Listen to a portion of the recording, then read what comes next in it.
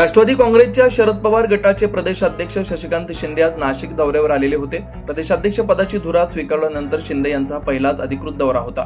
पाथर्डी फाट्यावरून काढण्यात आलेल्या भव्य बाईक रॅलीने त्यांचं जल्लोषात स्वागत करण्यात आलं। या दौऱ्यात शिंदे यांनी कार्यकर्त्यांशी संवाद साधत पक्षाच्या संघटनात्मक मजबुतीवर भर दिला। यावेळी माध्यमांशी बोलताना त्यांनी शेतकरी नाराजी, बेरोजगारी, लाडकी बहीण योजना, ठाकरे राज युती, महाविकास आघाडीतील समन्वय आणि निवडणुकीची रणनीती यावर भूमिका मांडली।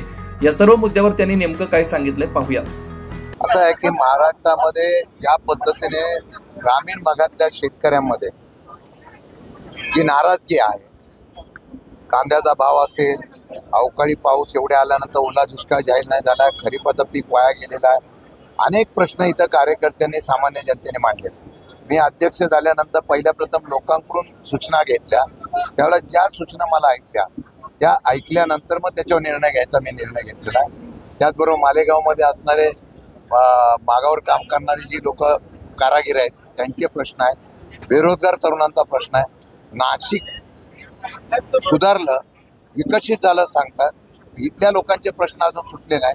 त्या विषयावर राष्ट्रवादी काँग्रेस पक्ष शरद पवार हा भविष्य काळामध्ये भूमिका ठोस घेतील।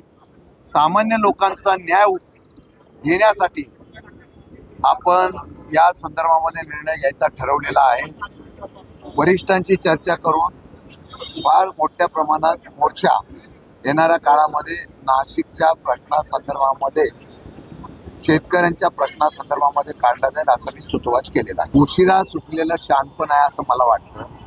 माझा तर आरोप असा आहे की ज्या मंत्र्यांच्या कालावधीमध्ये मी मागेही सभागृहात सांगितलं होतं, 2023 साली GR निघाला होता, त्यामध्ये लाभार्थी कोण असावं हा निकष ठरलेला होता।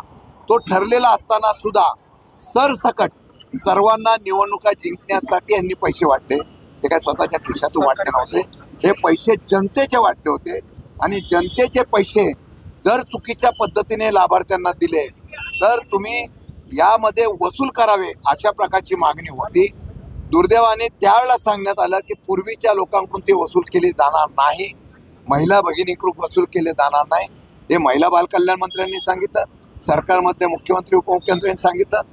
मग आता सरकारवर त्याचा बोजा वाढायला लागलेला आहे, म्हणून आता हे निकष वेगवेगळे करून काढलेले आहेत। मला असं कळतं आहे की जिल्हा परिषद, पंचायत समिती, स्थानिक स्वराज्याच्या निवडणुका होईपर्यंत आता ही चौकशी सुद्धा थांबवलेली आहे।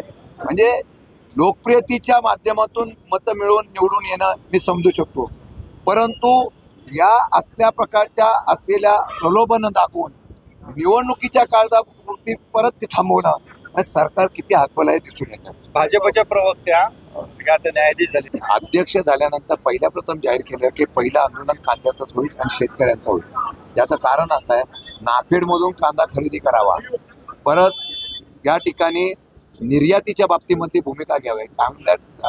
तर नाफेड खरेदी करत नाही आणि नाफेडमधून खरेदी करतात ते ह्यांचेच व्यापारी करतायत, ही तक्रार आलेली आहे। आता त्याचा जाब विचारू आम्ही। आणि शेतकरी घटक कांद्यामुळे सरकार बदललेली आहे। जर सरकारच्या बाबतीमध्ये फक्त आंदोलन झाले की शेतकऱ्यांच्या बाबतीमध्ये मग दिल्लीमध्ये बैठक घेतलेली दाखवतात, मग अशी धोरणं ठरवलेली जाहीर केली जातात, प्रत्यक्षात त्या शेतकऱ्याला कुठल्याही न्याय मिळत नाही भावना आहे, त्याच्यावर आम्ही मोर्चा काढणार आहोत। Okay, thank you.